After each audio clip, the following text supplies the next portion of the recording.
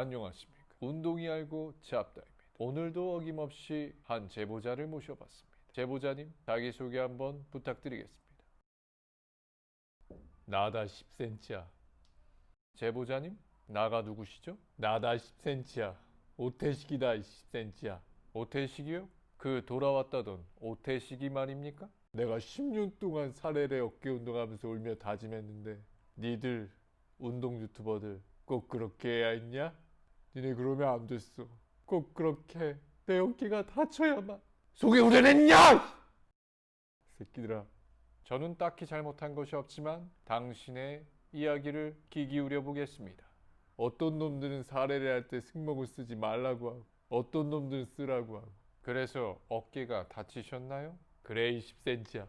제보자님이 사례레, 즉 사이드 레터럴 레이즈라는 동작을 통해서 어깨를 다치신 것 같습니다. 맞아 10cm야. 어쨌든 운동을 하다가 어깨를 다쳐서 어깨를 못 쓰니 마음이 아프시겠습니다. 내가 더 스프게 해줄게. 운동이 알고 잡다에서는 이 부분에 집중하였습니다. 사이드 레터럴 레이즈라는 동작입니다.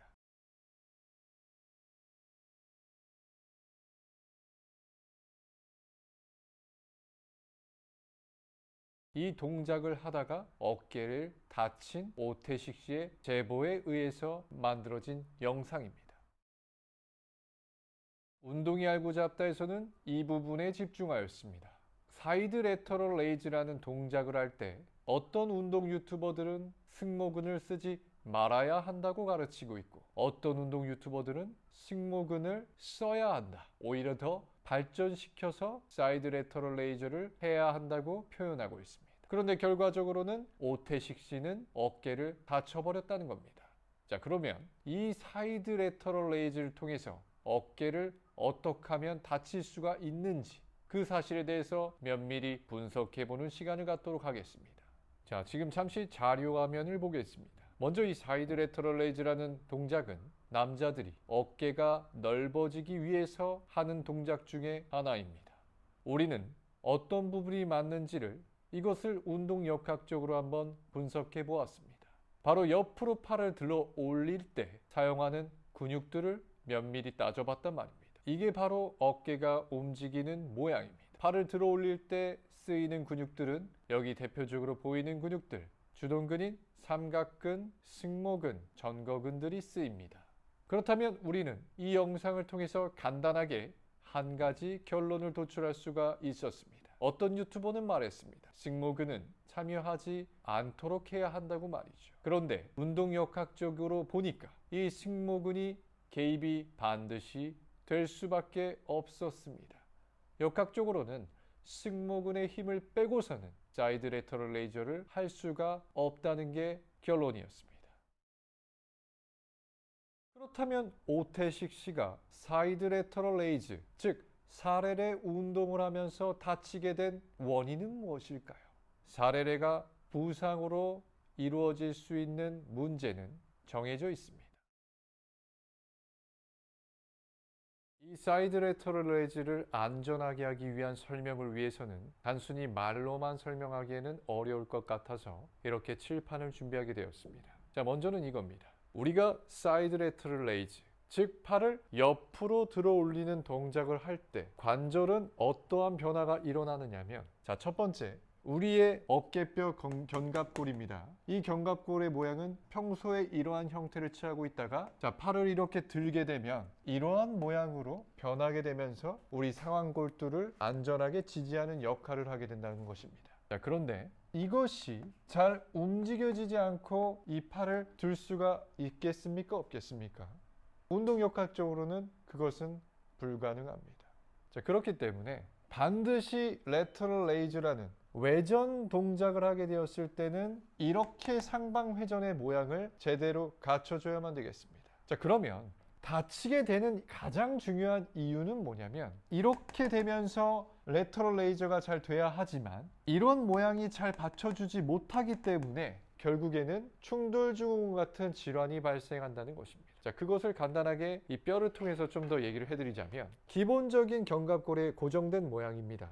레터럴 레이저를 한다고 하면 이것이 들어지면서 상방회전이 돼줘야 됩니다. 이 상방회전이 돼야 하는데 이것이 안 움직여져 버리니까 결국에 견봉, 이 견봉 쪽에 있는 극상근, 회전근개 중에 극상근이 찝히게 되면서 충돌하게 되는 충돌 증후군이 발생하게 된다는 것입니다. 그러면 이것이 안 움직여질 경우에 이런 충돌 증후가 일어난다면 우리가 레터럴 레이즈를 할 때는 반드시 이런 모양이 나와야 되겠습니다. 이렇게 상방 회전이 잘 나오게 되었을 때는 결국에 찝히는 형상은 나타나지 않을 것입니다. 그러면 이 상방 회전이 어떤 근육을 통해서 움직여지는지 우리는 알아야겠습니다. 가장 대표적인 근육 세 가지를 말씀드리자면 첫 번째, 상부 승모근이 있습니다. 그 다음에 두 번째는 하부 승모근이 있습니다. 그리고 마지막 세 번째, 대망의 전거근이라는 것이 있습니다. 이 세 가지 근육의 콜라보를 이루어서 짝힘이라는 것이 발생합니다. 짝힘이 나왔을 경우에 이러한 모양이 되면서 상완골두를 완전히 안전하게 받쳐주는 동작이 나올 수가 있다는 겁니다. 자, 그러면 정리를 한번 해보자면 아까 전에 레터럴 레이즈를 했을 때 승모근에 개입 없이 하는 방법이라는 말, 이 말은 어떤 말입니까? 완전히 모순된 말입니다. 왜냐하면 이 상방회전이 일어나야 우리 몸이 다치지 않을 수가 있는데 이 상방회전을 안 하면서 팔을 들어 올리는 행위를 한다는 것은 결국에 오히려 더 충돌 증후군을 발생시키겠다라는 이야기와 같다는 것입니다.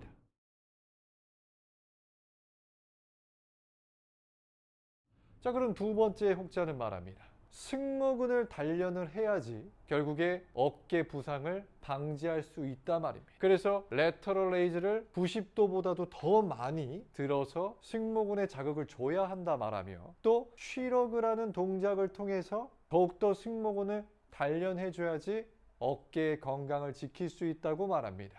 자, 그것은 반은 맞고 반은 틀려버린 결과를 나올 수가 있습니다. 먼저 그가 주장하는 상승모근의 과활성, 즉 상승모근을 강하게 트레이닝이 된다면 어떤 현상이 벌어지게 되냐면 견갑골의 모양은 상방회전이 되는 것이 아니라 이렇게 하방회전이 된 채로 나타나게 됩니다. 자, 왜냐하면 승모근이라는 것을 움직였을 때는 이것은 단순히 상승모근만 움직이는 것이 아니라 바로 견갑 거근과 능형근의 콜라보를 통해서 거상이라는 움직임이 나타나게 됩니다. 거상이 되었을 경우에 견갑골의 모양은 상방회전과 반대로 하방회전이 된 채로 더욱더 어깨뼈의 모양은 익숙해져 버릴 수밖에 없다는 겁니다. 자, 그러면 승모근의 긴장을 하면서 레터럴 레이저를 하라는 것은 하방회전이 되는 견갑 거근과 능형근의 긴장을 요하면서 오히려 레터럴 레이저를 하라는 소리거든요. 그렇게 되었을 경우에 어떻게 될 수가 있겠습니까? 바로 상방회전의 움직임이 온전히 나올 수 없기 때문에 여기서도 충돌 증후군이 오히려 더 일으켜지는 것을 경험할 수 있다는 것입니다.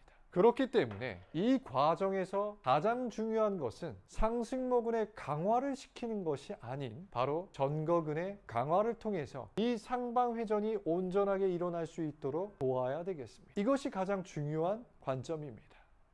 올바른 정보로 운동을 해야 오태식 씨가 바로 건강을 회복할 수 있을 것 같습니다. 그렇지 않습니까? 맞아 10cm야. 감사합니다.